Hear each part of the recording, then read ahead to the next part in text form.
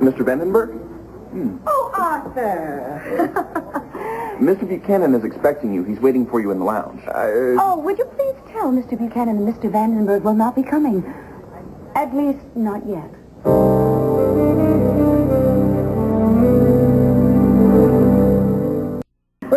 It's a pleasure, as always, Dorian, but I do have an appointment. Yes, not too long. Well, have we got anything else to discuss? Look, I did talk to the trustees about buying the intruder, and I believe they will be making an offer shortly.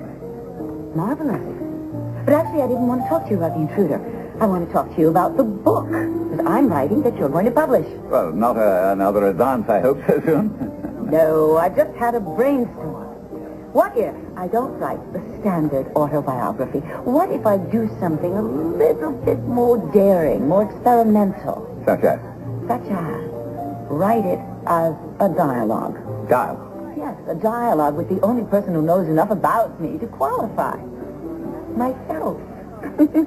A dialogue between my inner self and my outward persona. Well, the important thing about this sort of a book is to keep it simple and straightforward. Your side of the story of your marriage to Victor Lord, right through to the last-minute reprieve from death row by Victor's secret summoner.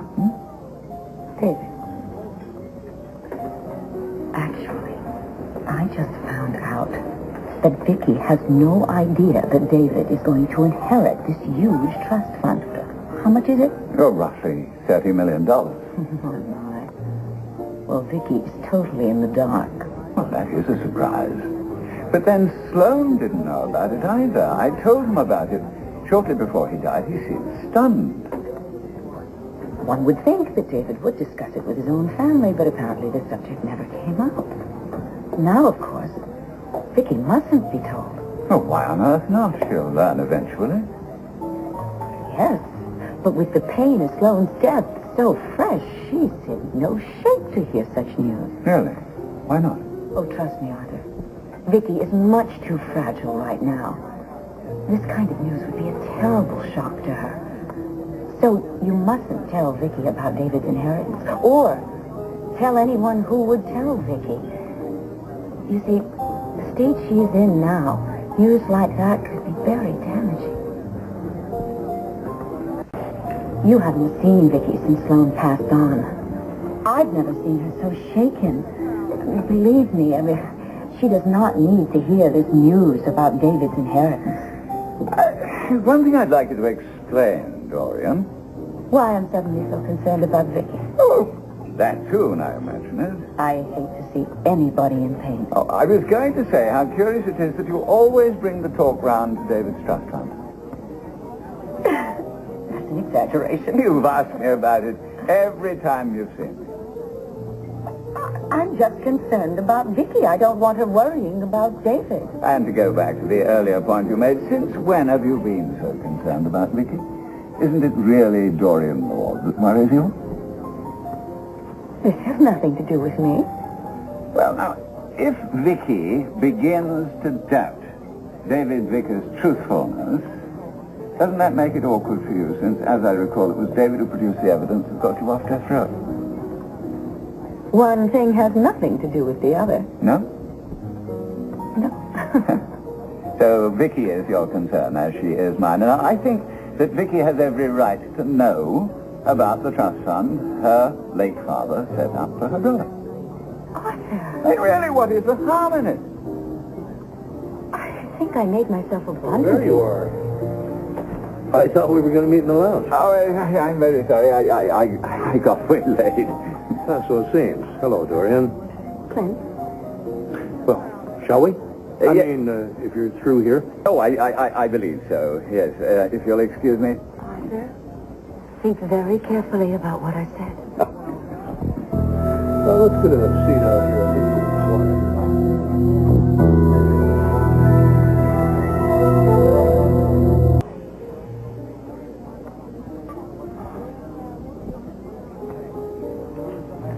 Any for your thoughts? Joe! Just got out of class and Carlotta told me you'd be here, so how about a late lunch? Well, that's marvelous. Sure. Let's go into the lounge, though. It's quieter there. Sure, wherever. Don't have the risotto. I can make that for you myself. Joe, would you excuse me for a moment? You okay? I'm fine. I'll be back in a minute.